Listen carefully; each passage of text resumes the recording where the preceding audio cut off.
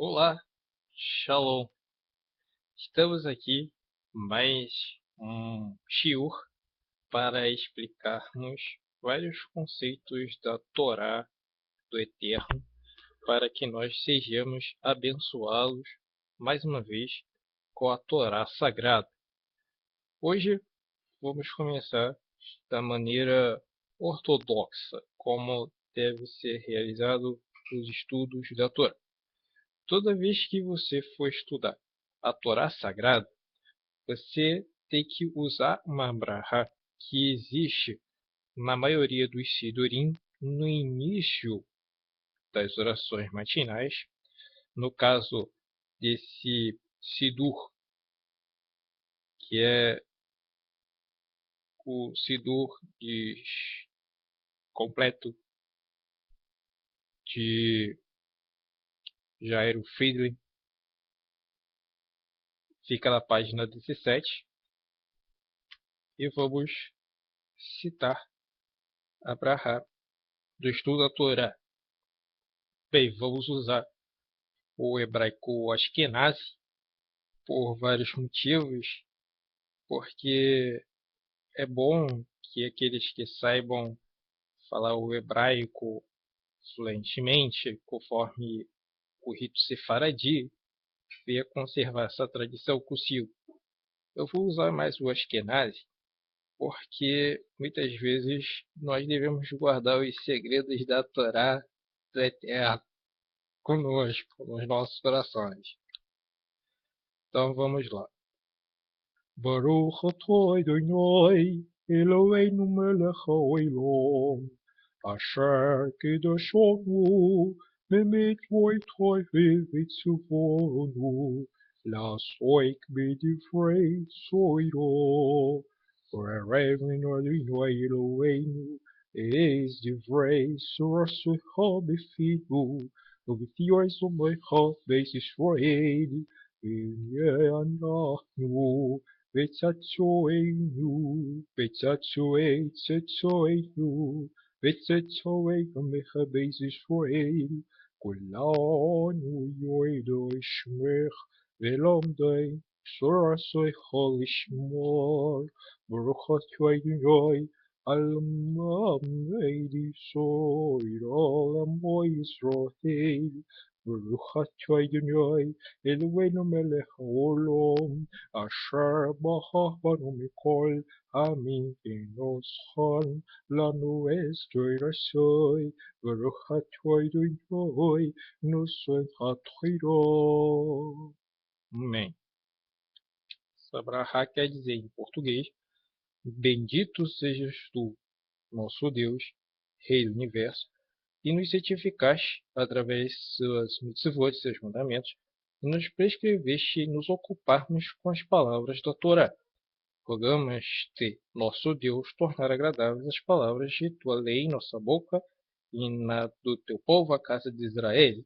Assim sejamos nós, nossos descendentes e descendentes dos nossos descendentes, e os descendentes de teu povo, a casa de Israel, todos conhecedores de teu nome, estudantes de tua lei, pelo teu valor. Bendito sejas tu que ensinas a Torá ao teu povo Israel, nos escolhendo dentre os povos e nos dando de sua lei. Bendito seja o Eterno que nos deu a sua lei. Existe uma explicação dos nossos rabinos em relação a essa brahá.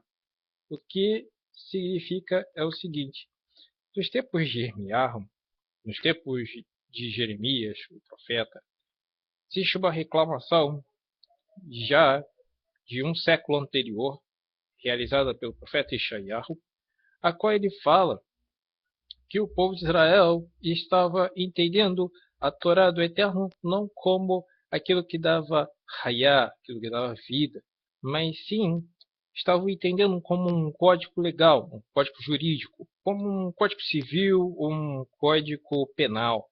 A Torá do Eterno, ela dá vida e vida eterna. Por isso, nós vamos trazer, conforme prometido, uma interpretação do texto que foi publicado lá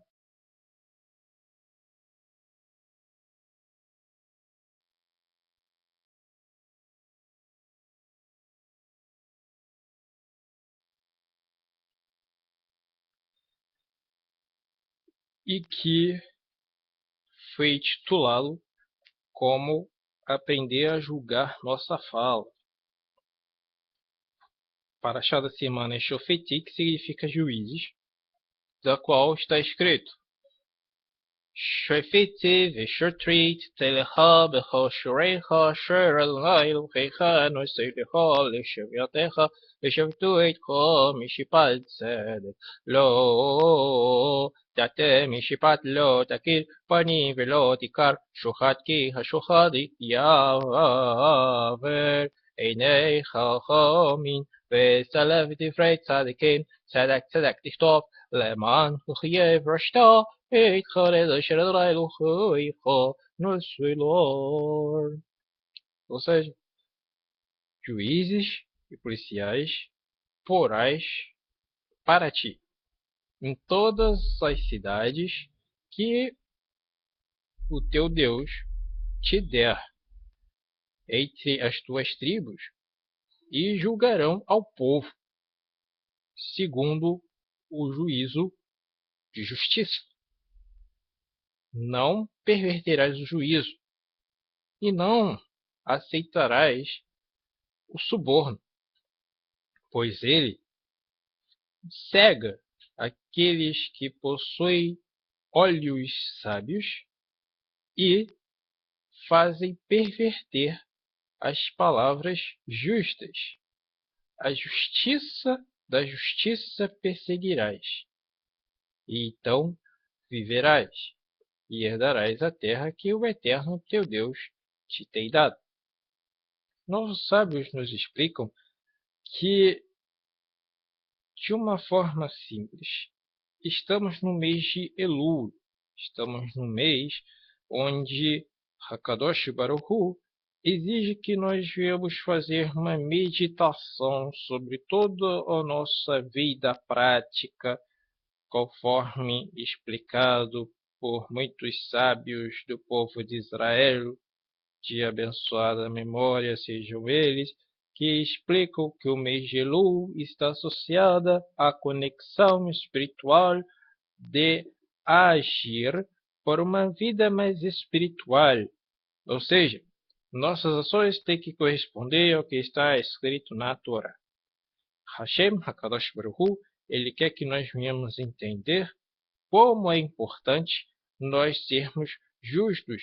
E, segundo muitos dos nossos sábios, os Haverim, que se encontram nas sinagogas e nas casas de estudo, chamam-se em hebraico tzibur.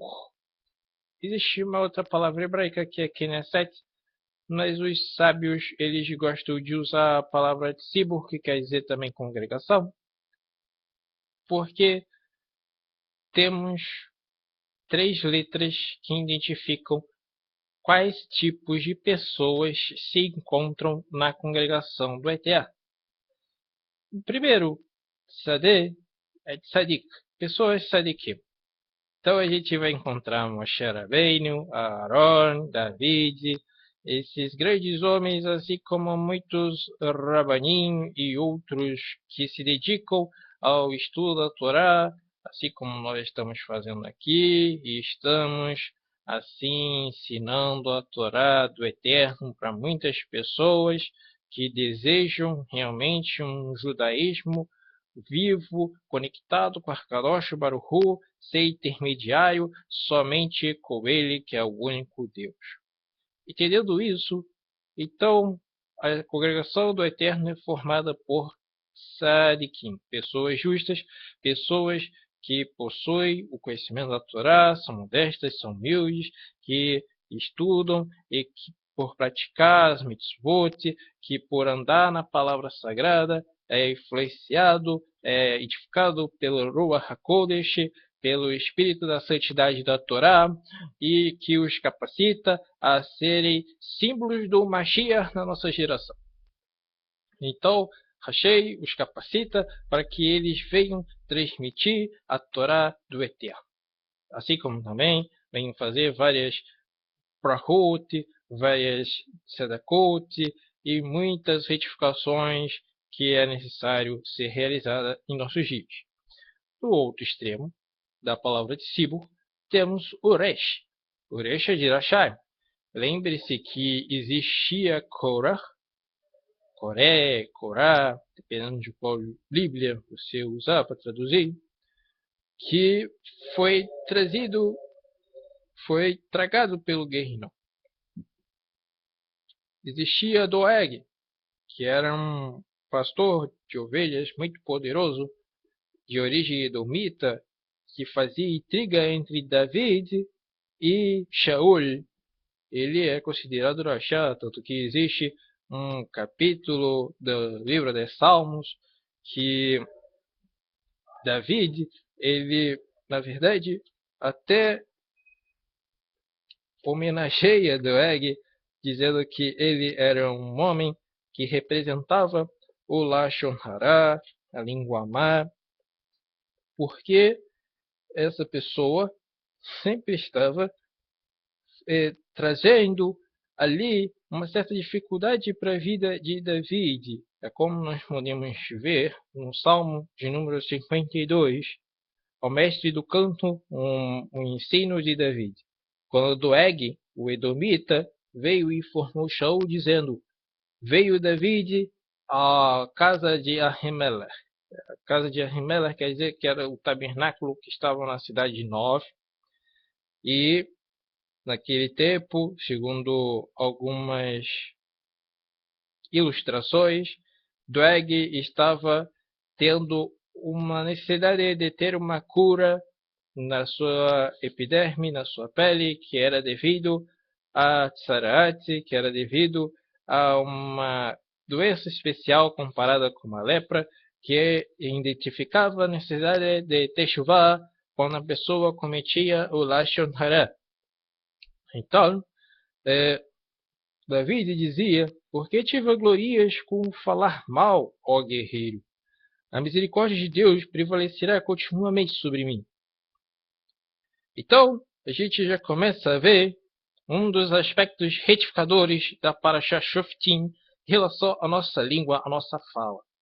Através do próprio Salmo de David, nós começamos já a entender que nós devemos usar a nossa língua não para nos vangloriar, não para querer dizer que nós somos superiores, ou que fazer como Korah. Basta, a congregação do Eterno toda é santa.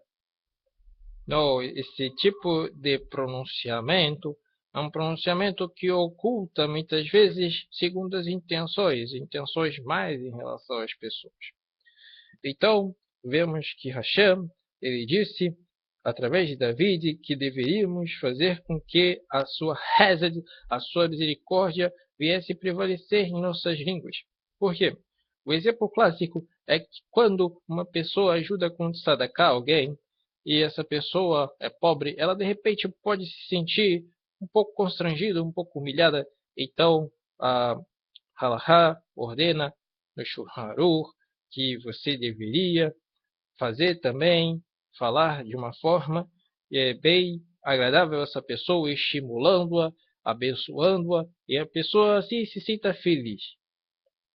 Então, HaKadosh Baruch Hu, ele quer que as pessoas se sintam felizes e por isso Hashem, ele quer que nós não venhamos fazer como Doeg, a qual, no verso 4, fala: forjas traição através da língua, e como uma navalha afiada é enganadora. Preferiste o mal ao bem, a mentira à verdade. Então, nossa língua não deve ser com o aspecto da navalha afiada, também conhecida pela linguagem dos nossos sábios na Guimará como a língua da serpente, o Lashon Hanahash, porque o Lashon Hanahash privilegiava certos aspectos da psique humana para manipulá-la e para modificá-la conforme a mercê daquele que gostaria de trazer benefícios a somente si mesmo, à semelhança de Balaão. Tanto que, no Zohar Sagrado, na Parashá, que trata sobre Balac, o Zohar fala que Balaão, quando foi morto por um danita, o lugar onde ele morreu tornou-se ninho de serpentes. Sim, isso mesmo, querendo significar que todo aquele que queira usar do mesmo artifício que Balaão usava, que era a arte da manipulação, como Nimrod, no seu tempo, usou ali uma forma de manipular as pessoas para que as pessoas abandonassem Hakadosh Baruch Hu e o seguissem como se fosse Deus, um Messias Deus, etc. Ele foi o protótipo de uma pessoa que vestiu o manto de uma certa santidade, de uma certa piedade para manipular as pessoas. Como nosso objetivo é falar em relação aos Bnei Anussim, muitas pessoas estão sendo enganadas por pessoas que aparentam ser Yaakov, porque vestiu-se como judeu. Sim, isso mesmo. Pessoas que não têm nem circuncisão, que não aprenderam Halahá, não cumprem Torá, cujo livro religioso tem origem na estrutura pagã de mitos e fábulas que foram especialmente confeccionadas para ludibriar e dominar pessoas. Nós não precisamos aqui mencionar o porquê que nós Bnei Anussim, que todos os Bnei Anussim, todos os judeus de origem sefaradi, devem conscientizar-se que existe um estigma que deve ser paulatinamente destruído, pulverizado, porque durante 500 anos essa foi a cena de pessoas da família Oliveira, família Joaquim, família Pereira, Carvalho, Coelho, Cunha e outras famílias de origem sefaradi que muitas vezes foi colocada numa situação totalmente à parte da tradição, da morachá, da herança judaica. Pois bem, nós não deveríamos enganar nem mentirmos uns aos outros. Por isso, David falava que no verso 7, Deus destruiria para sempre a Edom e arrancaria sua tenda e desarraigaria a terra onde eles viviam. E os sadiquias existiriam e os temerosos a Deus diriam: eis o homem que não faz de Deus sua proteção, que prefere em sua grande riqueza confiar e se fortalece na sua maldade. Geralmente pessoas que possuem o defeito grave de falar mal às pessoas são porque a prosperidade lhe subiu a cabeça e pensam que o dinheiro resolve todas as coisas, mas não é assim. Por isso, Davi dizia: quanto a mim, serei como oliveira frondosa na casa de Deus, pois tenho confiado na benevolência divina agora e por todo sempre. Agradecer-te-ei eternamente pelo que me fizeste, e glorificarei a bondade de teu nome na presença dos teus fiéis. Isso quer dizer que muitas vezes nós devemos, conforme diz também Terrilim, capítulo 1, fala lá que bem-aventurado o varão que não anda segundo o caminho da perversidade, nem desvia os seus passos da Torá, não seguindo o conselho dos ímpios, nem trilhando o caminho dos pecadores, nem participa da reunião dos insolentes, mas se volta à Torá do Eterno e dia e de noite a estuda. Ele será como uma árvore plantada junto ao ribeiro que produz seu fruto na estação apropriada e cujas folhagens nunca secam. Assim também florescerá tudo o que fizer. Então, os tzadikim, eles são pessoas que se esforçam e tem o caso dos Benonim. O caso dos Benonim significa pessoas que não conseguiram retificar completamente o seu Yetzer Hara, sua má inclinação para um tipo de Aveirá, um tipo de transgressão da Torá, o que se encaixa na maioria de nós. Nós podemos ser considerados Benonim Tzadikim, porque cada nível, conforme os ensinamentos da Kabbalah, possui dentro dele outros subníveis. Então a gente pode, de repente, ter o caso de um rachá que se comportou como um tzadik. Por exemplo, ele costuma sempre assaltar lojas. Naquele dia, ele resolve no seu coração que não vai assaltar aquela loja por algum motivo especial, já que ele descobriu que aquela loja é de algum parente, algum conhecido, e ele chega à conclusão que deve fazer esse ato de misericórdia. Então, naquele momento, aquela pessoa foi um tzadik, por assim dizer, um rachat tzadik.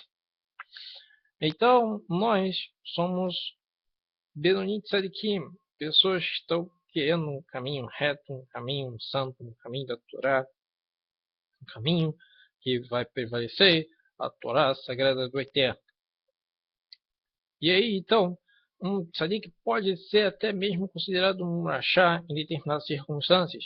Isso ocorre porque muitas vezes as pessoas podem achar que não há muita necessidade de um tzadik colocar certa prática em ordem no dia, como por exemplo o Yaakov, que se vestiu de Esav, que chegou a se disfarçar do seu irmão, receber a brahá de seu pai Yitzhak, apresentando-se como Esav. Isso foi uma verá que depois ele teve que realmente pagar, mas entendemos assim que muitas vezes quando uma pessoa ela está praticando Torá e de repente, por causa de uma mitzvah muito importante, ela de uma certa forma pratica algo que a maioria não entende, é porque aquela pessoa ela na verdade não deixou de ser um tzadik. Ela só está sendo mal compreendida e sendo colocada numa situação na qual ela teve que atuar e como agir. É como um caso muito interessante que acontece entre os Haverim em relação aos Hederim, aos dias que são marcados para a pessoa na vida dela encontrar um par para ela. Muitas vezes pode parecer que aquela pessoa está, de uma certa forma, se excedendo e pode até ser mal interpretado diante da necessidade que a Torá implica da mitzvah, como aconteceu que a grande matriarca do povo de Israel, chamada Leia, ela foi colocada numa situação complicada, porque, segundo a tradição judaica, a alma gêmea dela era Esaú. Mas, os sábios falam, nada, nada, absolutamente nada, é imóvel no mundo espiritual. Três coisas podem transformar o destino de uma pessoa, segundo os nossos sábios. Sadaqá, Tefilá, Teshuvá. Então, o Sadaqá, como você age com justiça, Sadaqá veio da palavra tzedek, justiça. Isso significa o seguinte, um padrão antigo de interpretação jurídica, da qual o que é por direito de alguém é dele e o seu é seu. Os nossos sábios eles explicam que quando nossa alma desce do Gan Eden, quando ela desce do Haguf, do compartimento onde estão as nossas almas, Hashem ele promete, olha, você vai se casar com fulana, você vai ter isso, você vai ser isso, vai acontecer isso na sua vida. Mas isso não é determinante, porque através de vários aspectos da vida da pessoa, a pessoa pode transformá-las num bem ou num mal. E por isso, um tzadik ele sempre é julgado segundo o seu Yetzer HaTov, ou seja, sua inclinação para servir ao Todo-Poderoso, ao Criador. Então, no final daquele dia, a pessoa fala, poxa, eu poderia ter melhorado na entonação do V'ahavta et Adonai Elohecha do Shema. Eu poderia ter dito mais devagar, Shema Israel.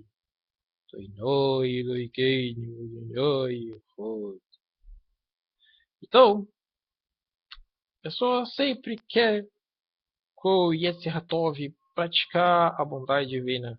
Uma pessoa ponderada ao nível de Tzadik, ele quer esse nível de querer a vontade divina, e então ele vai se associar às práticas de Gamaliel Hasidim, ele vai ajudar as pessoas, praticamente podemos enumerar as obras de Gamaliel Hasidim da seguinte forma, conforme o Sidur apresenta, uma forma resumida, na Brahá, após a Torá, que a pessoa lê, diz assim: אלו דברים של השיעור חפיה חברים וחבריות חגבלו חסדים ותלמוד תורה.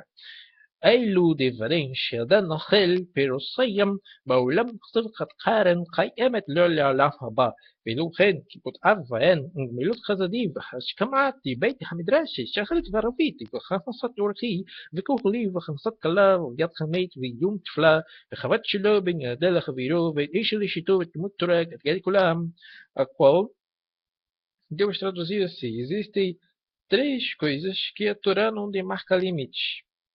Dentre elas, temos a parte da terra que ficaria destinada a ajudar aqueles que eram estrangeiros e que não poderia ser explorada pelo proprietário de modo nenhum, de hipótese nenhuma, porque na história de Israel teve o seguinte caso: certa vez Israel queria entrar na Terra Prometida, três nações não deixaram Israel passar pelo seu território, mesmo Israel dizendo que ia pagar: Edom, Moabe e Amon. Então Moabe e Amon, inclusive na Parashá que tem que ser, já falando da Parashá da próxima semana, são proibidos de se converterem ao judaísmo. Amon e Moabe para sempre, Edom na terceira geração. E existem vários aspectos em relação a isso que não entraremos agora, por causa dessa situação de não deixar o povo de Israel passarem pela sua terra. Moshe dizia: olha, nós fomos peregrinos na terra do Egito durante 210 anos. Vocês não têm como deixar a gente passar? Eles saíram armados e disseram não. E queriam combater contra o povo de Israel, mas Hashem disse: olha, eu prometi a Esav a terra de Seir, prometi a Lot, através de Abraham, essas terras aí para os Beniamon, para os Moabim, para os Moabitas. Então, Hashem, ele determinou isso. Também fala que Hashem não determinou o quanto a pessoa tem que estudar a Torá, nem o quanto a pessoa tem que praticar Gamilut Hasidim, quer dizer, atos de misericórdia, atos retificados. Então, dentre eles, podemos dizer que os atos de misericórdia de Gamilut Hasidim é simplesmente o seguinte: honrar pai e mãe, praticar caridade no seguinte aspecto: dar de comer ao que precisa de comer, dar de beber ao que precisa de comer, dar roupas àquele que precisa de roupa, participar do enterro de uma pessoa que precisa ser enterrada, alegrar a noiva, comparecer cedo à sinagoga, ser hospitaleiro, visitar e ajudar pessoas doentes a se recuperar, preparar festividades de um casamento, também fazia paz entre o homem e sua esposa, e a pessoa praticando isso, praticamente todos os atos de Gamaliel Hazidim que a pessoa vai praticar na vida dele. Então, Hakadosh Baruch Hu, ele nos mostra, através disso, que devemos sermos tzadikim. Então, encontramos o caso dos Benonim. Os Benonim, que somos nós, muitas vezes, podemos ser julgados pelo nosso, como podemos ainda afirmar, Yetzer Hara. Os Rashaim, pessoas totalmente pervertidas, elas, segundo o livro do profeta Yeshayahu, não dormem sem ter antes praticado o mal. Porque o Yetzer Hara os impulsiona a se tornarem cada vez mais pervertidos. Aquele caso das pessoas que são levadas a viverem fortes emoções. Então, se hoje ele consome, por exemplo, uma droga alucinógena considerada leve, o seu Yetzer Hara vai levá-lo até as alucinógenos mais fortes para levá-lo à morte.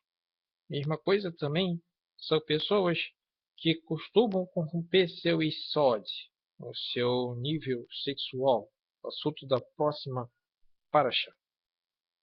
Essas pessoas são levadas a práticas contra a Torá, como troca de casais, relações sexuais ilícitas, principalmente na época da menstruação da mulher. Também é levado a várias situações e atitudes que levá-la se pega no flagra a uma vergonha em público consideradas atentado violento ao pudor. São pessoas que se tornam até mesmo maníacas, pervertidas sexuais que violentam as pessoas que estão ao seu redor.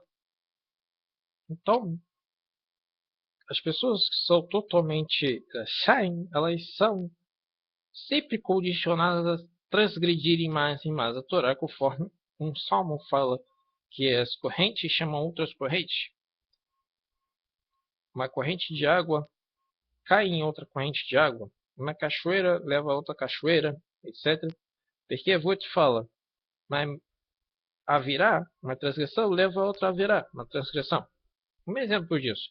A pessoa, ela na empresa vê uma coisa muito cara e ela tem o desejo no coração dela repentino de tomar para si, subtrair e não falar para ninguém que roubou aquilo. Aquilo sintomaticamente vai levá-lo a um processo de mentira, trapaça e outras situações que ele vai praticamente desenvolvendo pela facilidade que vai encontrando e cada vez mais ele vai ficando ousado até o momento que ele chega a desviar milhares de dólares e ele, quando pega, acha que aquilo ali não poderia ter acontecido. Então, por isso, a Torá fala Tirtof, Tzedek Tirtof, quer dizer, a justiça da justiça perseguirás. Aí você vai falar para mim, existe justiça da justiça? Sim, pois é. Você vai dizer que nos países das nações a justiça deles é justa? É uma justiça injusta. São tribunais injustos, onde podem configurar como nos tempos de Sodoma e Gomorra, que uma das leis que o Midrash nos apresenta, é que a pessoa que era o agressor e dava um murro numa pessoa tirando o sangue dela, era considerado um trabalho médico de sangria.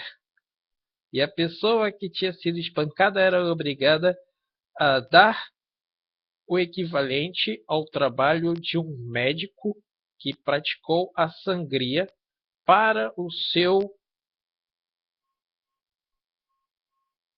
oponente, para aquele que lhe o agrediu, para o seu agressor. Pois bem, entendendo isso, que Hashem quer que nós venhamos praticar a justiça, para que venhamos ter vida, para que nós venhamos assim crescer espiritualmente. Podemos entrar no assunto de que Hashem ele quis estabelecer a Torá como um nível de contexto de justiça constitucional e acabamos explicando que, embora existam diferenças entre civil law e common law, que na base do direito significa que o Brasil, de repente, o Brasil, por exemplo, ele tem uma tradição jurídica associada a códigos legais, principalmente vinculados à Constituição, e por isso é considerado civil law, e o Estado de Israel segue um exemplo muito parecido com o da Inglaterra e Grã-Bretanha, que não possuem uma Constituição por si só, mas existem leis que se tornaram comuns e prática forense, etc, etc, etc. Vamos dizer que quando Eliyahu chegar, a Torá vai ser estabelecida como a Constituição Nacional do Estado de Israel, como nós explicamos na aula Guia dos Perplexos, a parte de Eliyahu na Guiolá. Diz o livro de Ternim 141:3: Põe ao Eterno guarda em minha boca e uma sentinela à porta dos meus lábios. Então vamos aprender a retificar a nossa língua através de 50 aspectos associados entre o livro de Pessa a Shavuot, que são 50 dias, porque a força espiritual existente em Pessa, por exemplo, é a retificação da língua. Então, já que Shoftim, para a pessoa ser juiz, ela deveria trazer uma sentença verbal sobre um caso. Vamos também analisar sobre esse aspecto cada uma das retificações que podemos realizar na nossa vida nesse mês de Elul, que é o mês onde as nossas ações devem corresponder exatamente àquilo que está escrito na Torá. Se você não é juiz togado conforme as leis do Brasil, nem é membro de uma corte rabínica, não emita pareceres sobre a vida de outras pessoas. É o primeiro caso. Ou seja, você é juiz, faz parte de algum Beit Din.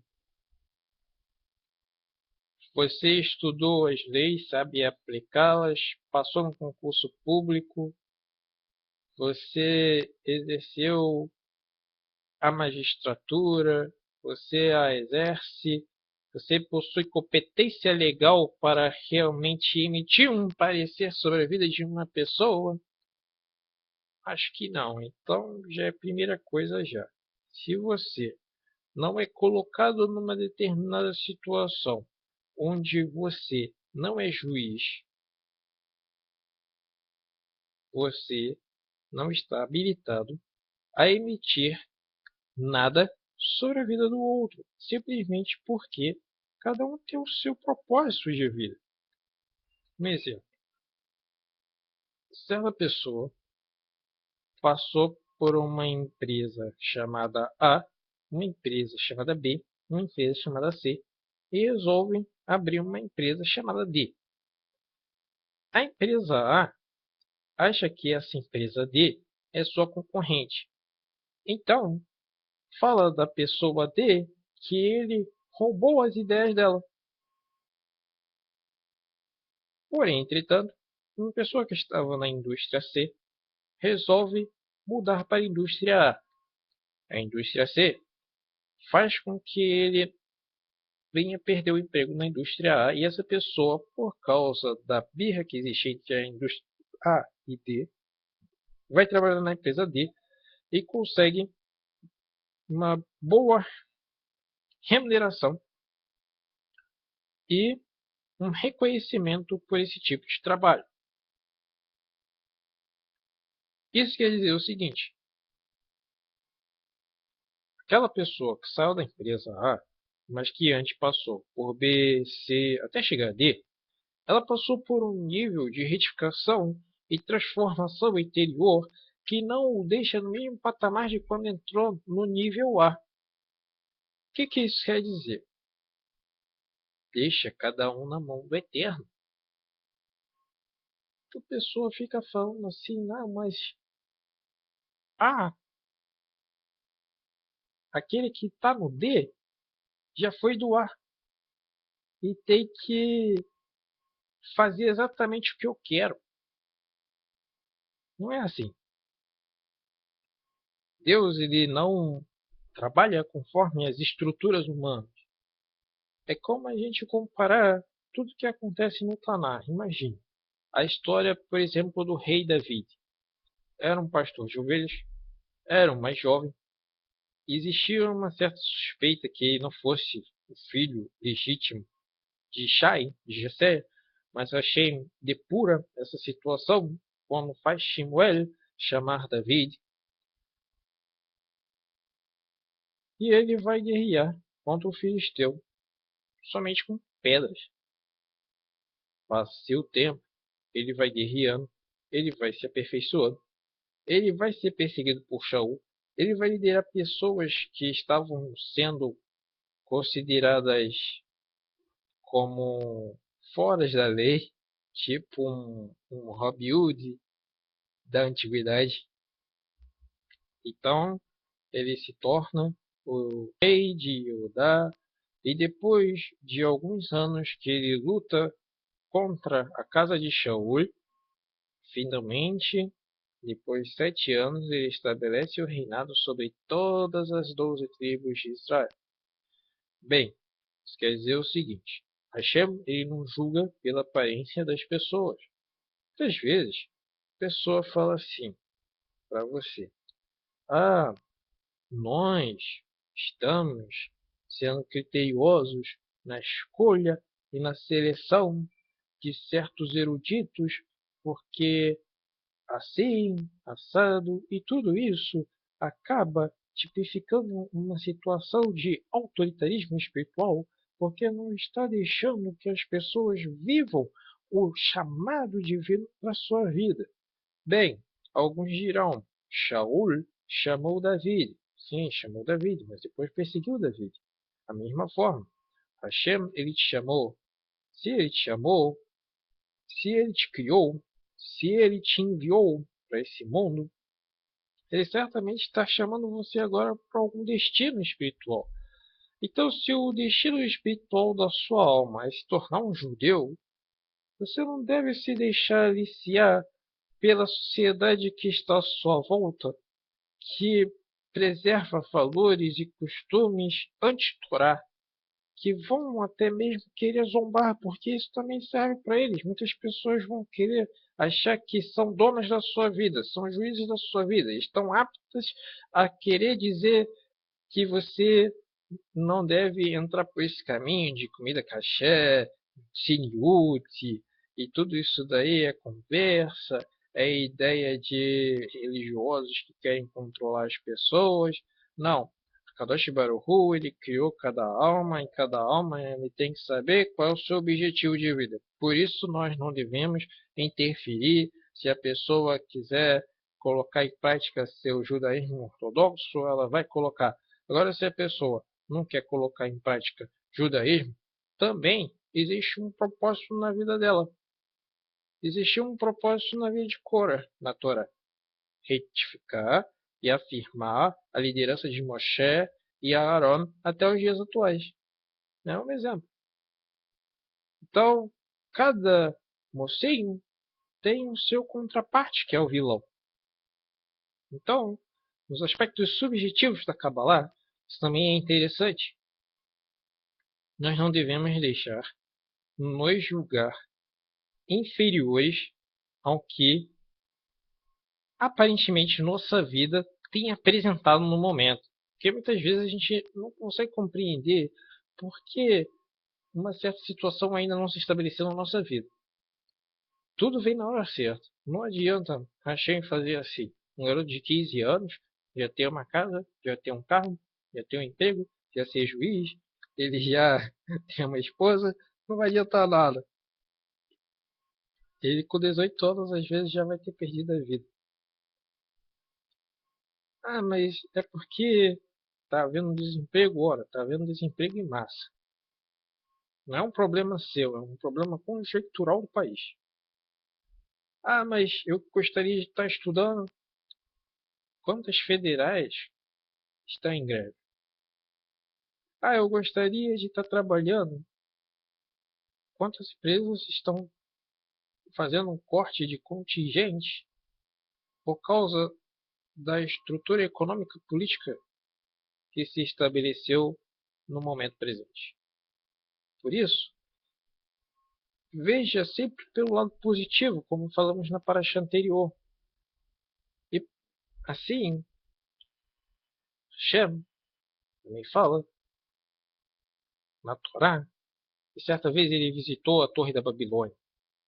Ele mesmo visitou, o segundo aspecto da retificação da fala. Ele foi o testemunha ocular daquilo que estava acontecendo lá na Torre da Babilônia. E não enviou um terceiro. Você não deve falar de algo que não tenha testemunhado. Não adianta ser mentiroso. Não adianta falar, olha, eu tenho um parecer, uma opinião, estamos numa geração considerada Bemedaber, ao invés de Bamidbar. Midbar quer dizer no deserto. Bemedaber quer dizer na fala, no palavreado, na publicidade, na mídia. Por exemplo, pessoas levantam-se para trazer sua opinião de um da'at não retificado e muitas vezes, por causa de questões políticas, acaba trazendo uma falsa interpretação da verdade, ao invés de trazer as pessoas à Torá sagrada, a retificação da sua vida, a conexão com Hakadosh Baruch Hu.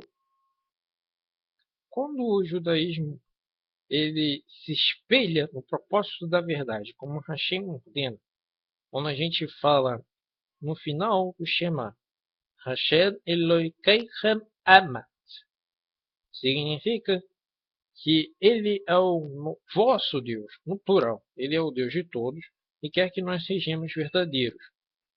Claro que existe um processo mais profundo, que quer dizer a vontade, o desejo e a satisfação, o início, meio e fim de determinada operação, de uma determinada atividade, mas isso fica para outros aspectos relacionados a outras parashiot. Mas a gente está querendo dizer que a gente tem que ser verdadeiro no início, no meio e no final. Então, um julgamento, para ser preciso, ele tem que inquirir ali as testemunhas no alto, os procedimentos legais, ele tem que ter as provas e contraprovas, ele tem que ter tido ali médicos, peritos, para determinar ali como foi cada passo realizado naquele crime, por exemplo, e depois deve chegar a um veredito que tenha toda uma linha de pensamento do início ao seu final para se identificar qual é o verdadeiro culpado. Da mesma forma também, não se pode fazer um processo religioso, jurídico, institucional ou até mesmo pessoal de alguém se você não viveu aquela situação que a pessoa está vivendo, se você não sabe se identificar com aquela pessoa, se você também não conhece os precedentes existentes naquela pessoa, porque muitas vezes é como eu disse, Jacob era um grande sadik. Só que naquele momento que ele entrou na tenda de Yitzhak, ele configurou um tipo de prática que para nós seria, por menos, uma usurpação de identidade, algo punível de crime nos termos das constituições modernas e do Código Civil de vários países. Então, o Kadosh Baruch Hu, ele é leniente. Isso quer dizer que ele é misericordioso. Não quer dizer que ele vai nos julgar de forma terrível, como é apresentado na cultura ocidental, que os bonzinhos vão para o céu, os malvados para o inferno. Não é isso. Deus julgará cada um segundo as próprias leis dinâmicas da natureza existente. Ou seja, por exemplo, se alguém não pagar a luz, o que acontece? A luz vai ser cortada. É culpa de Deus? Não, é culpa sua. Então nós também devemos entender isso nas nossas vidas. Agora, o terceiro ponto é o seguinte: não podemos fazer citação de literatura ou mitologias idólatras, ou nomes profanos, ou palavrões, ou nomes de ídolos, ou expressões típicas de uma religião apóstata. A gente deve fazer, por exemplo, eu vou falar no Nazareno. Aí eu vou usar uma terminologia, nazi, porque nazireu, você corta nazi, os nazistas eram parecidos com essa pessoa porque a religião dele levou à morte de vários judeus. Então, por associação, não estou falando um nome pagão, estou falando nazi. Um nazi que causou a morte de várias pessoas. Um outro exemplo. Ah, tem ali aquele ídolo que nessa época do ano, de setembro, outubro, vai dar doce. São os gêmeos, podemos dizer assim. Então, por exemplo, para que ficar fissurado em mitologia grega, mitologia romana ou mitologia nórdica?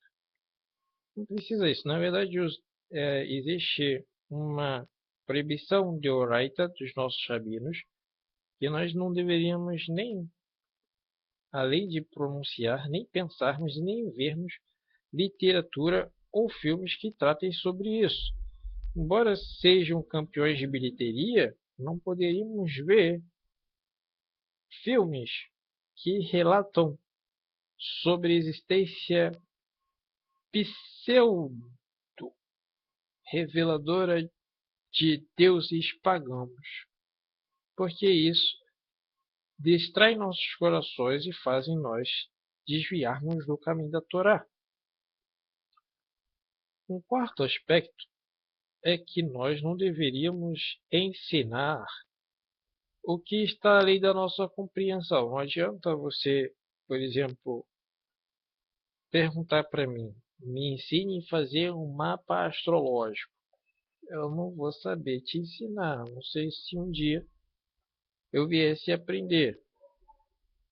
Assim como também viessem falar para mim, me ensine, por favor, o falar tupi-guarani. Eu sei falar hebraico fluentemente, mas eu não sei ensinar tupi-guarani. Então, cada um tem que entender os seus princípios limitadores. Por exemplo, eu tenho um conhecimento de Torá que tenho transmitido para vocês. Na vida pessoal, tenho um conhecimento jurídico que tenho estudado ainda e posso progredir ainda mais em conhecimento, mas não posso passar além daquilo que até agora eu conheço. Kalash Baruch também, muitas vezes, ele nem fala dessa forma. Ele vai te mostrando paulatinamente, aos poucos, cada tesouro escondido da Torá. para que a sua mente tenha uma capacidade de armazená-la e transformá-la conforme as necessidades que estão por detrás daquilo, de uma situação necessária para a sua vida. Então, o quinto ato retificatório seria não contrariar nem a lei rabínica, nem a Torá. Porque Shlomo, essa mesma paraxá, nós temos Achei falando sobre os reis, sobre Mashiach ben David. Achei proibia dos reis multiplicar os cavalos. Shlomo pensou, por que será? Tinha uma resposta, para que não se estabeleçam os judeus no Egito. Aí ele falou, eu vou então fazer que os judeus se dividam por vários países e nunca vão se estabelecer no Egito. Aconteceu errado, aconteceu o contrário. Se estabeleceram de fato no Egito. Tanto que houve uma cidade chamada Alexandria, que teve um fim trágico depois de uma colônia judaica estabelecida ali que Jeremias tinha profetizado que seria destruída. Também Shlomo pensou, eu sou muito sábio, jamais meu coração será desviado pelas mulheres, porque existe uma mitzvah dizendo, não terás muitas mulheres, aquele que for consagrado a rei. Pela Torá, não existe um padrão conhecido como monogamia. Isso é complexo de explicar, porque eu vou ser simples.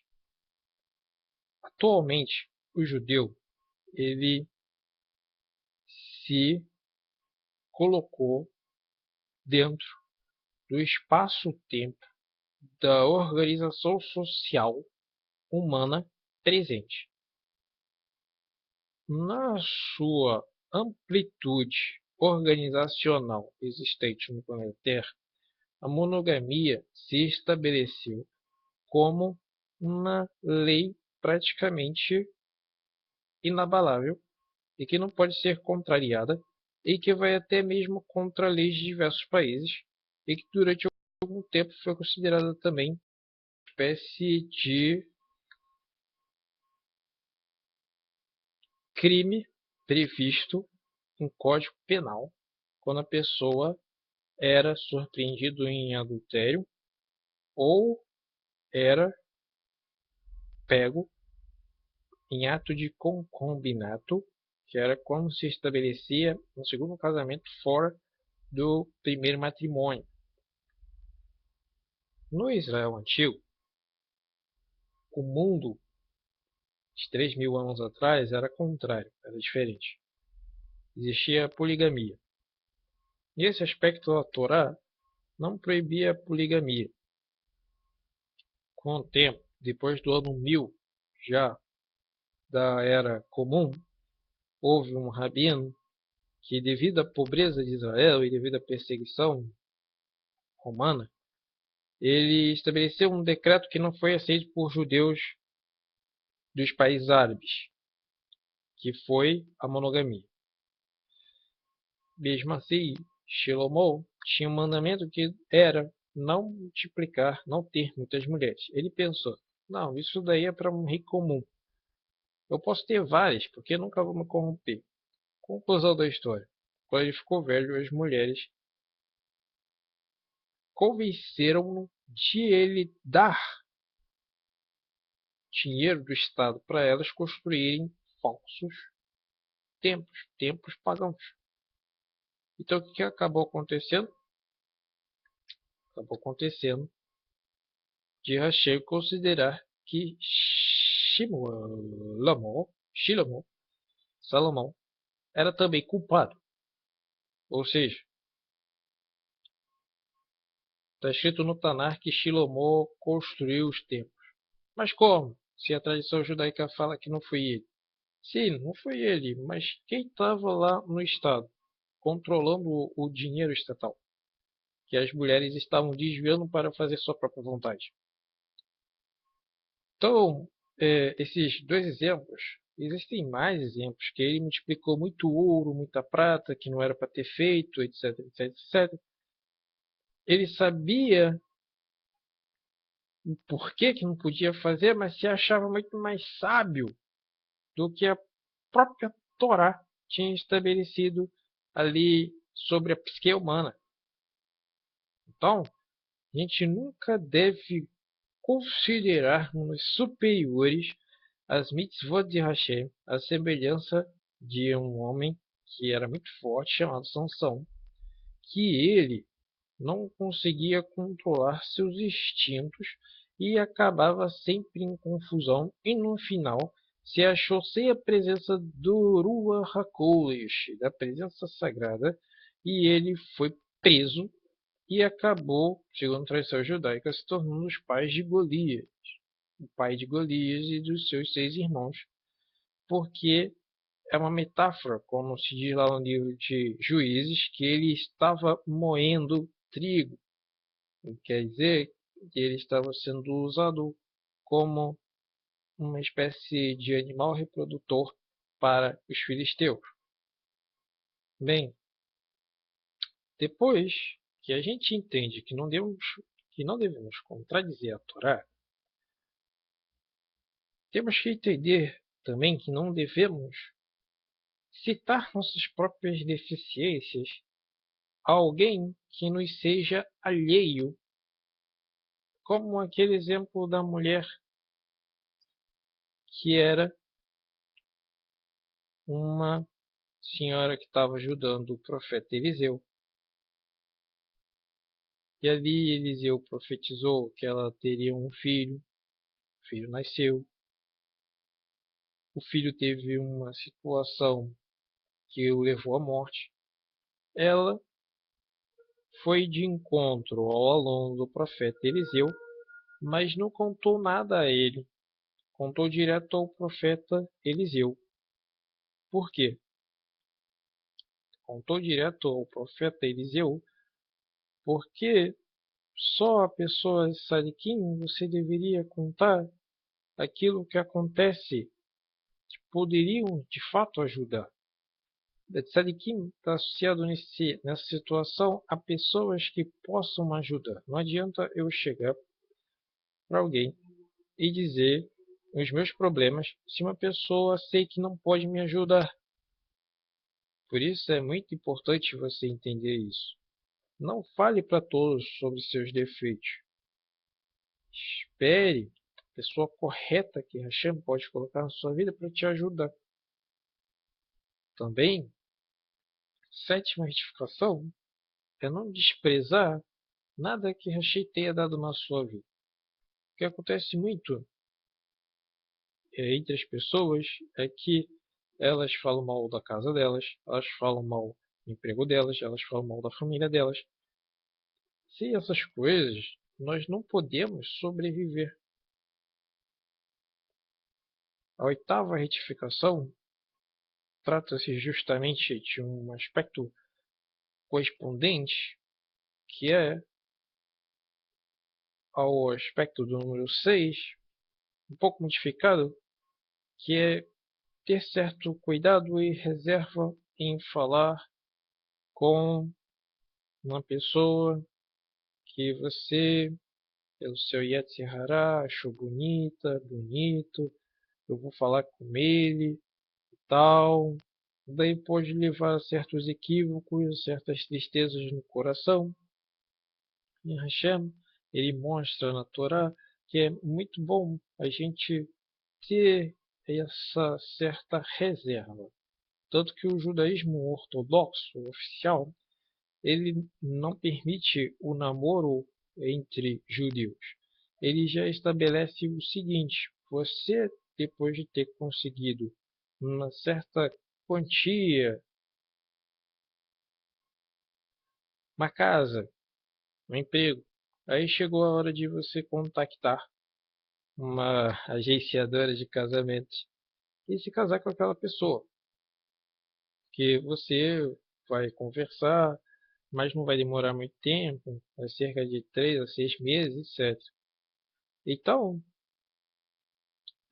tem que se ter muito cuidado com isso, porque nos tempos de hoje, devido às pessoas que estão com um sério problema de desvio, de seu caráter e de perversidade sexual, as pessoas têm mal interpretado determinadas situações, como acabamos de mencionar, a situação da qual Leia ela tinha como alma gêmea Esav, mas ela orou e foi transformada a vida dela espiritualmente, a ponto de ela se casar com Yaakov e ter 6 filhos das 12 tribos de Israel. Então, Hakadosh Baruch Hu, ele nos mostra que a oração pode mudar o Mazal. Como Abraham. Abraham orou tanto que Isaac nasceu. Então, nós podemos observar com isso que devemos também não envergonhar as pessoas na frente do próximo. Não devemos dizer nada sobre uma pessoa, um aspecto negativo, talvez que você tenha caracterizado aquela situação. Um exemplo. Vamos dizer que alguém muito religioso sempre consegue identificar determinada situação constrangedora em relação às pessoas. A religião judaica apresenta muitas halahot. A maioria das pessoas não consegue cumpri-las. Então nós somos conhecedores de muito Shulchan Aruch, muito Midrash, muito Zohar. E aí, vamos na frente de todos fazer um comentário que vai fazer com que a pessoa se sinta triste e abatida, porque ela não foi educada naquele procedimento desde criança, ou então a sua alma não tem uma atração muito forte pela ortodoxia. Isso é um tipo de situação errada, e você deve evitar também nos círculos gentílicos comentar situações que venham ofender as pessoas. Por exemplo, está comendo uma coisa asquerosa só porque aquela pessoa não sabe que o povo judeu proibiu de comer carne de porco. Aí a gente entra naquela parábola muito conhecida por todos sobre o médico que tinha 2 pacientes. Um era possível de ser curado e o outro ia morrer. O que ia morrer, o médico disse, pode comer de tudo. O que ia ser curado teve que ser colocado sob uma dieta rígida. Assim também, o povo judeu é o povo que terá a vida eterna. Por nós termos a vida eterna, não devemos maltratar os outros companheiros da humanidade. Então também, isso acaba tipificando uma situação muito interessante da Torá, que fala que nós não devemos amaldiçoar os sujos. Isso também significa que não devemos falar em hebraico uma coisa que seja ruim para alguém que não entendeu e nem sabe falar hebraico.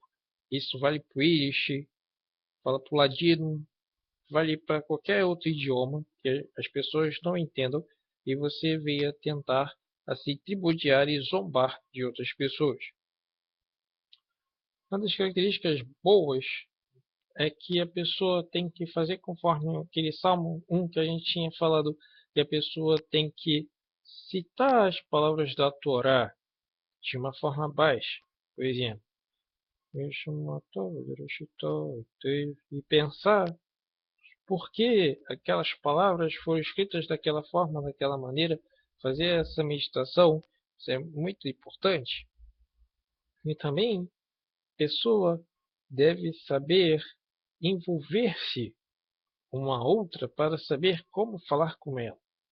Como assim? Por exemplo, se alguém é médico e eu falo a ela sobre hábitos de medicina, isso vai agradar a pessoa e a pessoa sempre vai querer conversar comigo. Mas se eu chegar para ela e começar a falar sobre uma coisa completamente contrária ao conhecimento dela, como agricultura ou alvenaria, a pessoa não vai prestar atenção no que eu estou falando. Então, isso é uma das coisas muito importantes na edificação. É como, por exemplo, a pessoa chega perto da gente, que é conhecedor da Torá. Se a pessoa começar a perguntar, começar a conversar sobre Torá, sobre aquilo que os rabinos disseram, a gente vai se alegrar e vai querer conversar com essa pessoa. Mas se não, a pessoa começar a apresentar outros tipos de pensamento, palavras, discutir filosofia grega romana. Isso vai fazer com que a gente fique calado e venha querer até sair de perto da pessoa.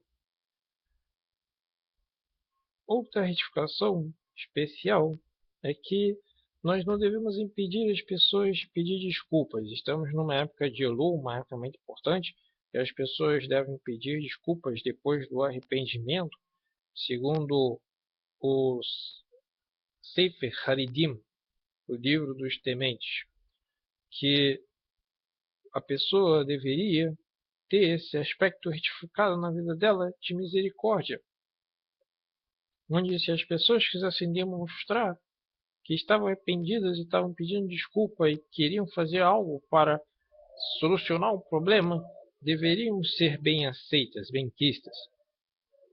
Então, além de você também orar ao Todo-Poderoso e Ele sempre está te perdoando, devemos também perdoar os nossos Haverim quando eles nos pedem para ser perdoados e quando eles também apresentam um comportamento capaz de retificar aquela atitude.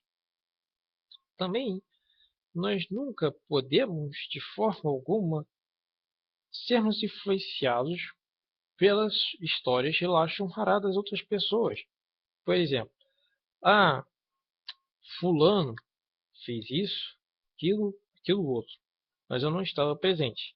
Se eu não estava presente, por que que eu vou emitir um parecer e vou deixar meus sentimentos afluírem contra aquela pessoa? Isso é muito comum em rodinhas que está falando contra os outros. Cuidado com isso. Se uma pessoa te ajudou, mas por alguma situação se tornou inimiga de outra pessoa, fique neutro. Não apresente nenhuma opinião que venha depois conspurcar, macular a sua imagem pública. Depois, devemos evitar falar de forma agressiva. Não precisamos descontar das pessoas, talvez, coisas que tenham acontecido durante o dia conosco da nossa vida, entre pai e mãe, entre homem e mulher, entre pai e filho. Essas coisas são coisas que têm que ficar guardadas no nosso coração. Muitas vezes as pessoas, principalmente nas mídias eletrônicas, têm explanado os seus sentimentos de hoje eu estou triste, hoje fiquei com ódio, maldito seja fulano. Segundo a Halahá, não podemos nem amaldiçoar as pessoas porque nós, Israel, fomos postos como luz das nações. Existem raras exceções de quando alguém seja merecedor disso. Porque achei, por exemplo, não interrompe a vida de uma pessoa porque uma pessoa praticou uma haverá. Até um tzadik, ele pode ser encontrado aparentemente numa haverá. Nem por isso ele é castigado imediatamente. Então,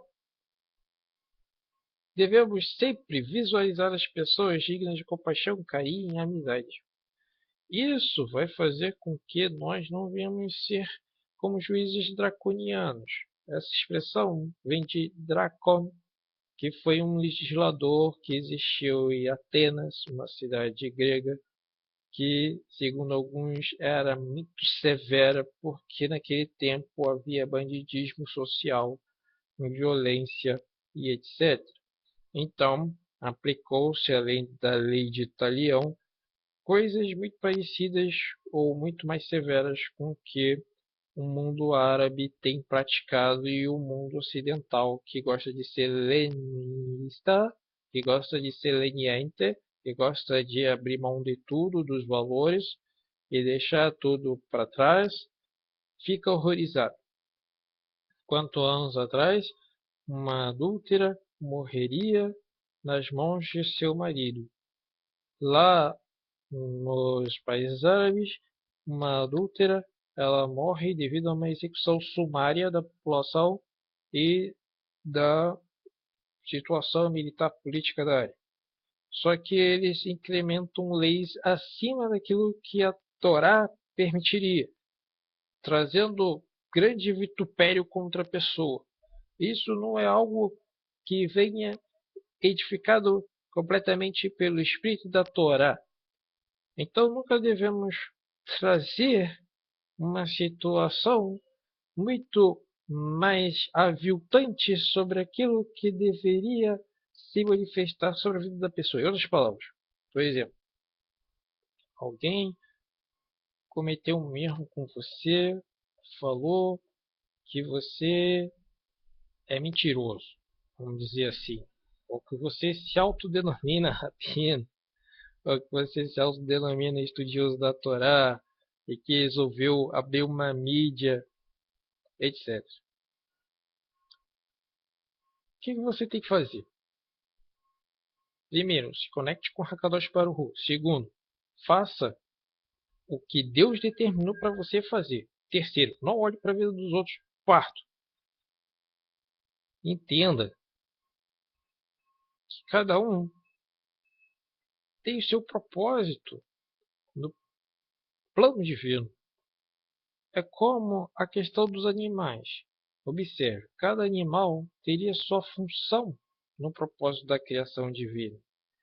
Até a barata, que a gente costuma simplesmente pisar, ela tem um propósito na determinação divina. Existe um conto no Talmud que aconteceu com David. David tinha falado que havia um propósito para cada coisa criada por Hashem, menos para a aranha e para a vespa. Então, certa vez, ele estava fugindo de Shaul, entrou numa caverna e Hashem ordenou que a aranha viesse rapidamente fazer uma teia. Shaul, ele olhou para onde David seria encontrado rapidamente e ele falou: ali ninguém esteve, porque senão a teia estaria corrompida. Então David teve que reconhecer que a aranha servia para alguma coisa. Segunda coisa que aconteceu, a vespa. A vespa tinha ferido os olhos de um comandante que ia tirar a vida de David no meio da luta. Então David reconheceu que a vespa servia para alguma coisa. Serviu para salvar a vida dele. As duas coisas salvou a vida dele, a aranha e a vespa. Tudo tem um sentido, tudo tem um propósito. Enxergue esse propósito além da racionalidade humana. Entenda que Hashem está usando as pessoas para alcançar objetivos espirituais de libertar as pessoas das suas escravidões, de seu cativeiro, de uma vida alinhada aos costumes pagãos, de uma vida alinhada a uma ausência de Torá. Por isso, devemos ser como os discípulos de Aharon, conforme Pirkei Avot ensina, fazendo a shalom entre as pessoas, manifestando seu pedido de desculpas quando erramos. Segundo o Pirkei Avot, Aharon, o que Aharon fazia? Quando ele encontrava um homem e uma mulher que tinham brigado, ele ia lá conversar. Ele chegava para o esposo e falava: olha, fulano estava chorando muito e tal, por que que você fez isso? E se você arranjar uma outra esposa e também acontecer a mesma coisa e a esposa dizer por isso que você se divorciou da outra, etc, etc, etc.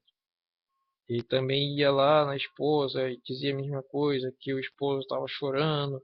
Se ela se casasse com outra pessoa, essa pessoa sempre ia dizer que ela se divorciou por causa disso, disso, daquilo outro. No final, eles se reconciliavam, um casal, e nasciam crianças, tanto que 80 mil crianças acompanharam o cortejo fúnebre de Aharon, porque essas 80 mil crianças foram frutos dessas 80 mil casais que tiveram essa união no deserto retificada por Aharon. Mesma coisa, quando Aharon ele cumprimentava uma pessoa, às vezes a pessoa pensava: por que que Aharon me cumprimentou? Ele deve estar achando que eu sou um grande tzadik. E de repente a pessoa estava com uma vontade muito grande de cometer um erro, por exemplo, comer carne com sangue.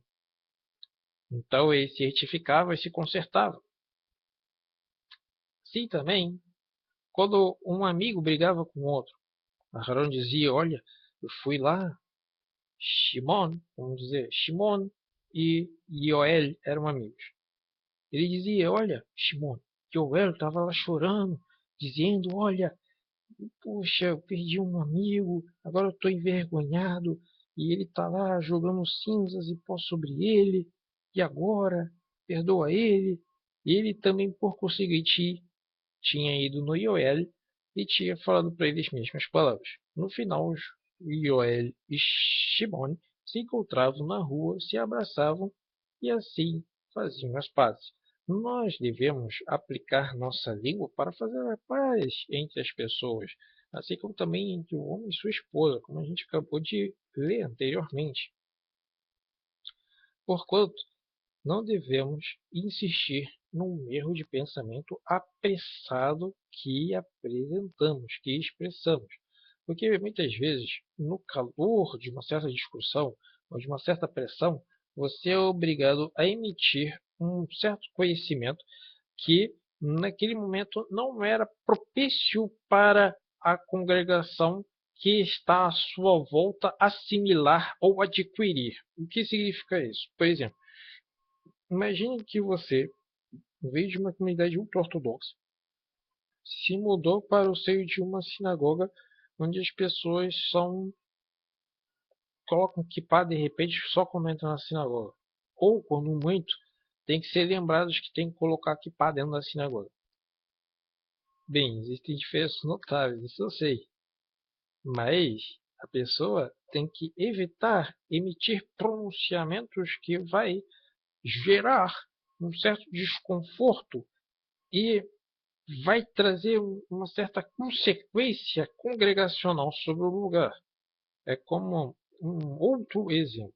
Uma pessoa leu uma lei no Shulchan, não entendeu a lei porque lá, de repente, leu no Kitsur, no resumo, não entendeu, passa para frente. Vai esbarrar numa derabanan, numa lei rabínica, e muitas vezes isso vai colocar a pessoa em maus lençóis. Nunca venha ser influente de juízes, diz Perkevot, e significa que você nunca deve se colocar numa posição além daquilo que o seu mérito de estudos permite. Se alguém te perguntar alguma coisa, responda, mas responda dentro dos aspectos dos conhecimentos que você venha possuir. Por isso, tem momentos que a gente deve se calar, não discutir. Tem momentos que a gente tem que entender que a ira traz intemperança no falar com ódio. Daí, devemos sempre usar palavras corretas, tanto para falar com um familiar como com um desconhecido. Porque, por exemplo, não adianta, digamos que tem um casal na faculdade que estuda em salas separadas, mas que tem o péssimo hábito de, assim como fala com o cônjuge, quer falar com o seu melhor amigo, com a sua melhor amiga. Isso vai trazer depois configurações espirituais adulterinas. Da mesma forma também que, por exemplo, uma forma como eu falo com meu pai, não devo falar com meu melhor amigo. Ou com uma pessoa que é meu amigo, mas é mais velho do que eu e se comporta como se fosse um pai, por exemplo, para mim. Eu tenho que me encaixar dentro de uma condição que venha me mostrar que cada configuração se estabelece de forma diferente, cada um no seu quadrado, por assim dizer. Por isso, devemos falar de forma oportuna e, de preferência, em resposta a uma pergunta, se acrescentar algo que não é pertinente ao questionamento feito. Por exemplo, os irmãos José se viram em apuros por dar informações demais a um governante aparentemente hostil. Muitas pessoas, elas, além de responder as perguntas, querem apresentar suas habilitações e querem mostrar quem são. querem dar status de autenticidade e autoridade a si mesmos, se autopromovendo quando estão respondendo a algo para o seu haver, para o seu próximo. Isso é algo errado. Isso acaba não configurando o status sagrado da pessoa entender sobre a humildade. Por isso, tudo tem que ser compartilhado com a pessoa correta. Só posso compartilhar de judaísmo com quem é judeu. E mesmo assim, nem tudo que é judaico devo compartilhar com um grupo determinadamente expresso. Exemplo, existe um grupo de conservadores e eu sou ortodoxo. Não adianta eu compartilhar uma ideia ortodoxa com um conservador. Ele vai ter uma ideia, eu vou ter outra e a gente vai discutir no final das contas. Então, Kadosh Baruch Hu também quer que nós venhamos ser muito sábios. Por exemplo, quando estamos também num shiur. Embora esse shiur esteja longo, é necessário, porque sempre as primeiras aulas precisa trazer muitas explicações. As próximas serão menores, terá um tempo mais reduzido. Mas, quando estamos numa interação comum, imaginem que estivéssemos aqui, ao invés de fazer esse vídeo, estivéssemos numa palestra, eu estivesse aqui dando uma aula. O tempo é corrido e deveríamos, assim, tentar dinamizar ao máximo perguntas e respostas para que todas as pessoas tivessem suas dúvidas solucionadas. Não adianta uma única pessoa se tornar ali a única que fala, porque muitas vezes não conseguirá solucionar os problemas relativos com aquela situação que foi elencada. E por isso, muitas vezes se deve impedir que a pessoa acostumada a usar termos técnicos não os utilize quando está em uma conversação entre ele e os seus alunos. Também, de certa forma,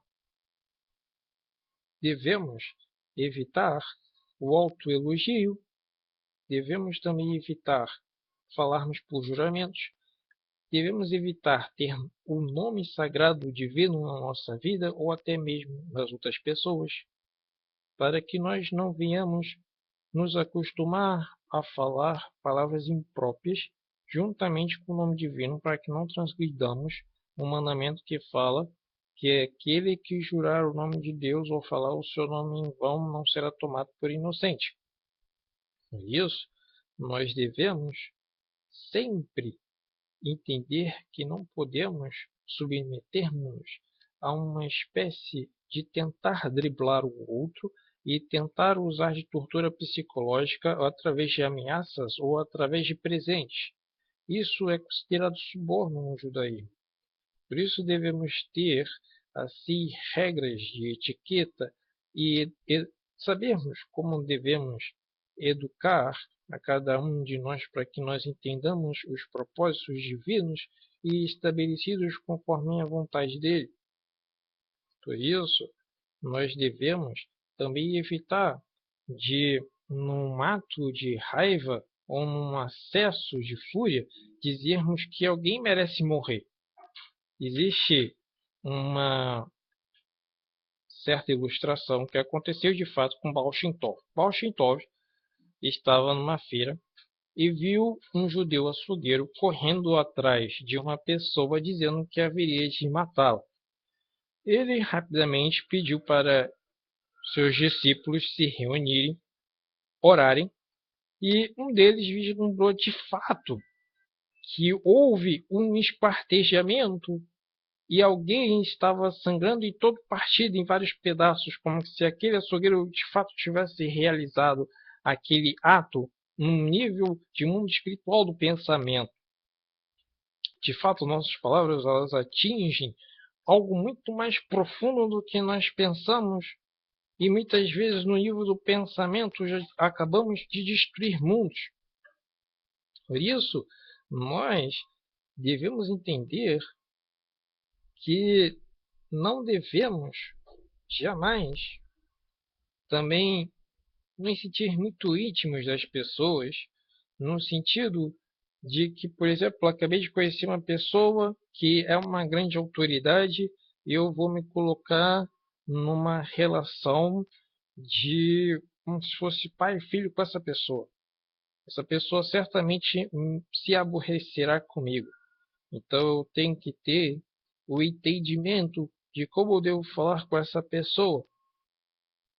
Uma das coisas também muito importantes que devemos entender é sempre expressarmos verdade e sinceridade, não dissimular, não inventar informações, por mais divertido que venha a parecer.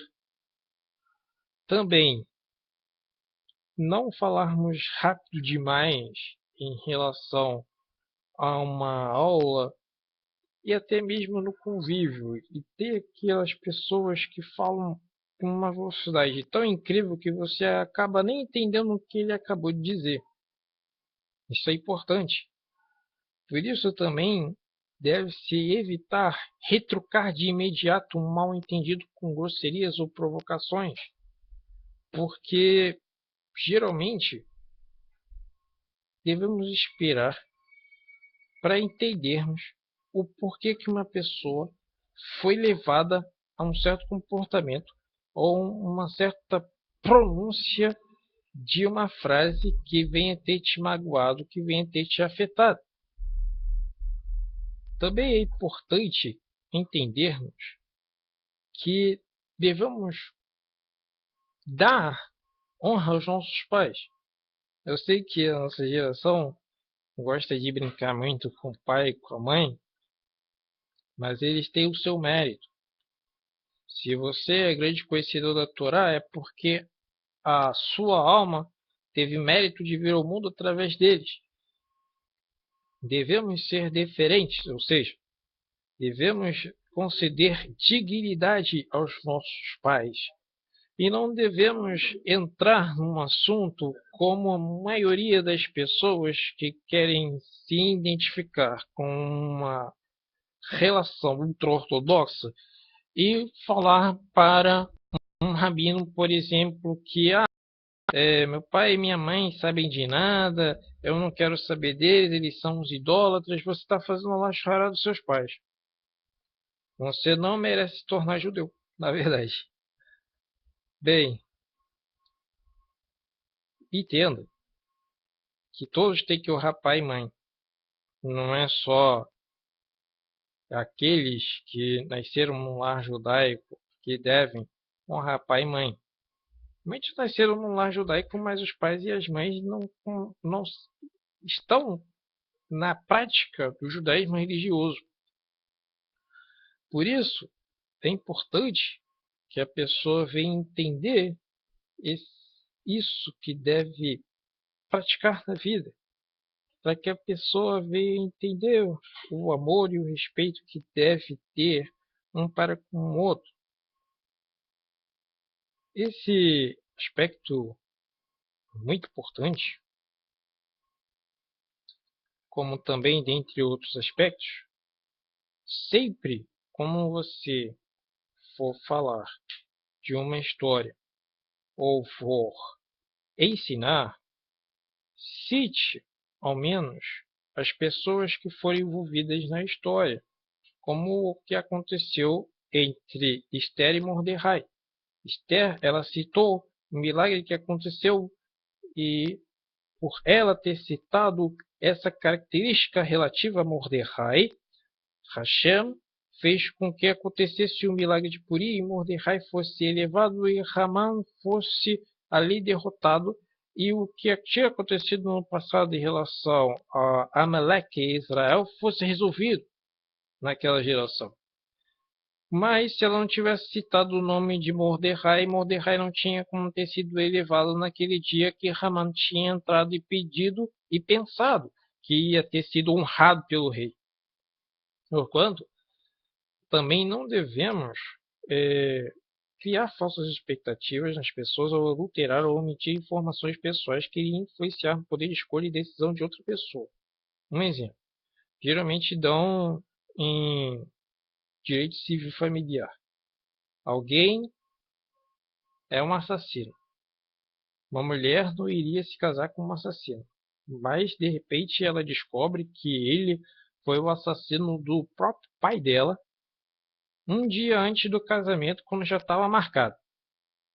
Essa pessoa pode anular o casamento, inclusive, depois de ter já sido consumado um dia depois ou um mês depois, porque ela não sabia esse ato que ele omitiu.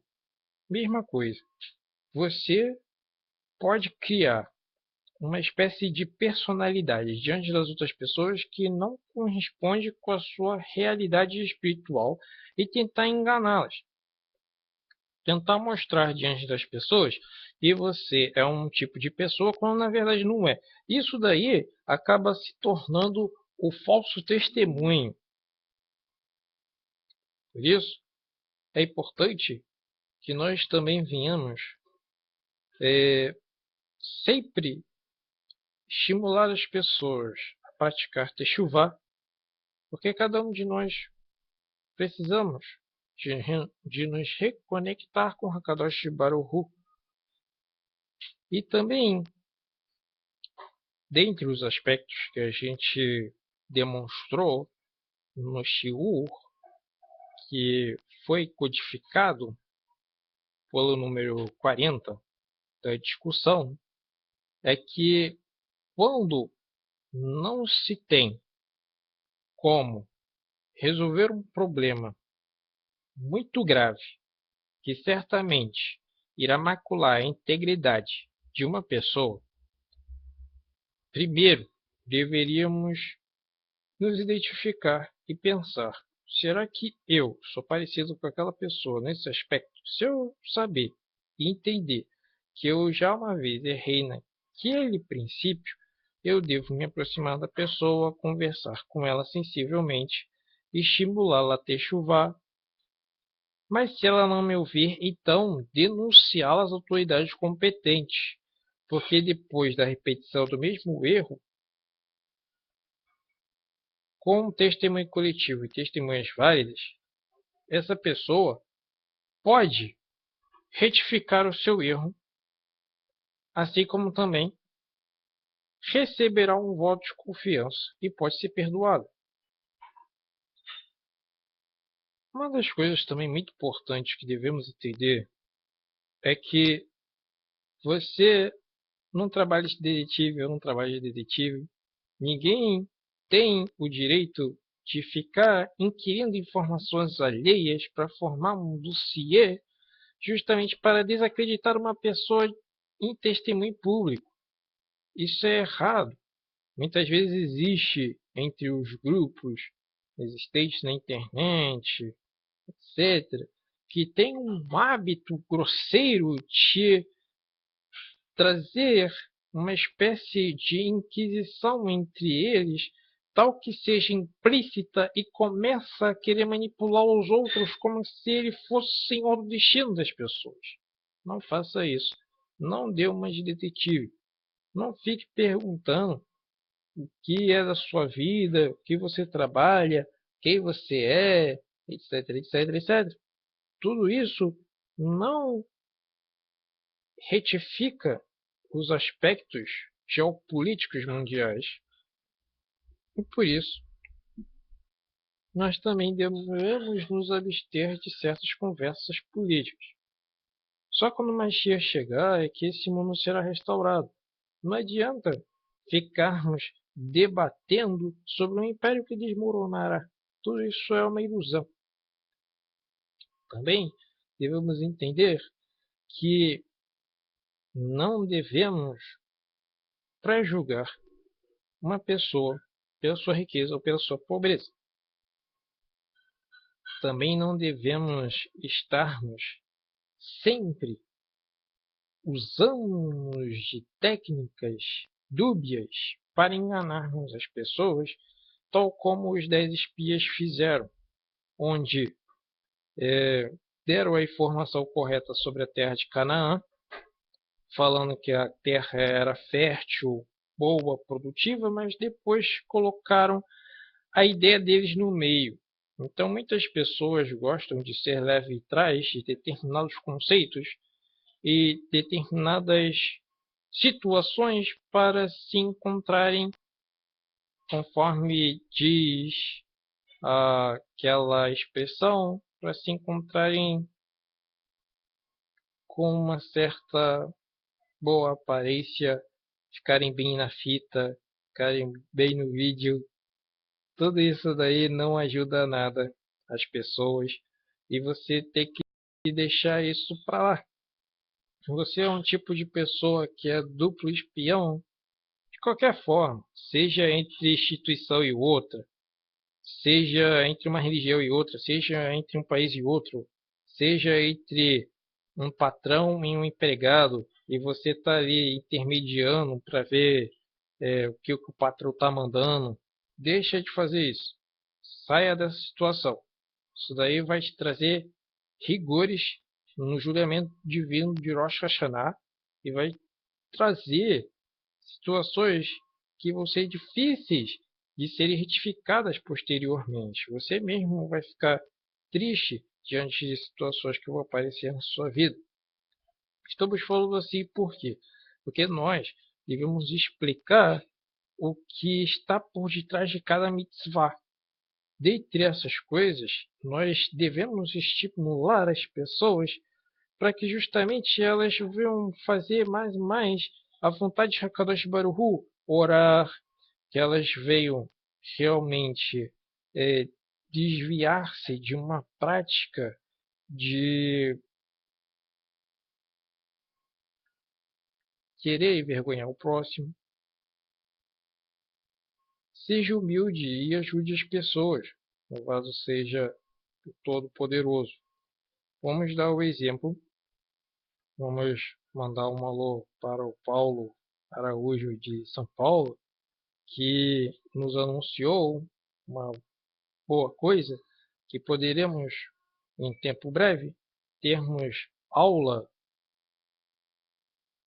ao vivo para todos, e por isso nós estamos mandando um agradecimento público ao nosso Raver, que inclusive foi ideia dele nós passarmos a fazermos esses vídeos para estudarmos a Torá, para ensinarmos a Torá, e nós devemos estar entendendo que devemos estar estimulando um ao outro nesse propósito divino de cumprir a Torá, de cumprir as mitzvot, porque como a gente quer se conectar com Hashem, é uma coisa muito difícil. Muitas pessoas querem apresentar coisas para desviar a pessoa do caminho, o próprio Yetzer Hara, que a pessoa desista de cumprir uma mitzvah. Então nós devemos sempre fazermos com que as pessoas venham ficar mais confiantes no propósito divino, venham ser abençoados pelo propósito de Hashem. Vamos assim usar uma bracha pública que Hashem vai abençoar todos aqueles que estão se esforçando para revelar o único e verdadeiro Mashiach, que estão se esforçando para ensinar a Torá, que estão se esforçando para ensinar as pessoas a andarem no caminho correto e perfeito. Por isso a gente tem que sempre estar orando e, ao mesmo tempo, um simples exemplo, quando você lê algo na Torá que ainda não está sendo praticado na sua vida, olha Hashem. Hashem, eu não consigo colocar em prática todas as leis da Kashrut. É muita coisa. Hashem, me ajuda. Hashem, me ajuda porque ainda não consigo cumprir as leis de Tahat Hamishpahá. Hashem, está aqui escrito na Torá, está aqui escrito no livro do profeta sobre isso, e não está acontecendo na minha vida. Hashem, me ajude. Então Hashem te ajudará. Kadosh Baruch Hu, ele quer que você não venha ser levado a uma condição de se acostumar a um padrão linguístico de recompensa e punição, céu e inferno, para manipular as pessoas. Não é assim que as coisas funcionam no judaísmo.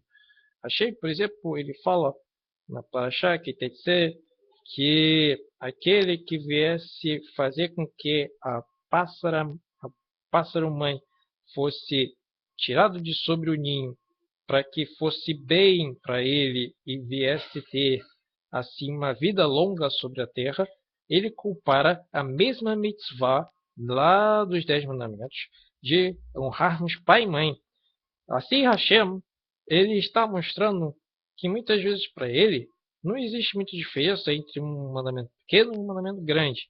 Também Hashem ocultou certos pormenores de determinadas leis para que nós viéssemos servi-lo por servir, sem esperança de recompensa, como diz Pirkei Avot, sirvam a Hashem sem esperança de recompensa. Na verdade, nós devemos estar como Baal Shem Tov, que quando orava dizia: Hashem, eu não quero nem o Olam Rabá, nem suas brachot, mas eu quero somente a tua essência. Por isso, nós devemos revelar o aspecto do Mashiach sobre a vida das pessoas para que elas alcancem o propósito da redenção e da criação divina, porque quando nós nos acostumamos também a dizer que não sabemos quando o Mashiach chegará, estamos retificando algo que foi construído por valores pagãos que não determinam a revelação verdadeira da alma do único e verdadeiro Mashiach. Porquanto que Hashem, através do mérito dos seus tzadikim, dos seus profetas, dos nossos patriarcas, venha nos revelar o seu único e verdadeiro Mashiach no tempo presente e que nós viemos assistir à retificação do terceiro Beit HaMikdash e viemos todos assim agradecer a Hashem e viemos assim agradecer por essa aula e que todos venham ser abençoados conforme diz Abraham e Varecha Hashem Yishmerecha Yaeh Hashem Palavalecha Vechuneka Eisa Hashem Panavelecha Veasem Lecha Shalom. E assim como termina o Sidur nas orações de Amidah, você Shalom Birmal Koyase Shalom Pausra Veromen, que todos venham ser abençoados, Hashem venha multiplicar sua vida, suas brachot, e todos assim venhamos dizer com o término dessa aula que Mashiach venha chegar na nossa geração. Amém. Viru, amém.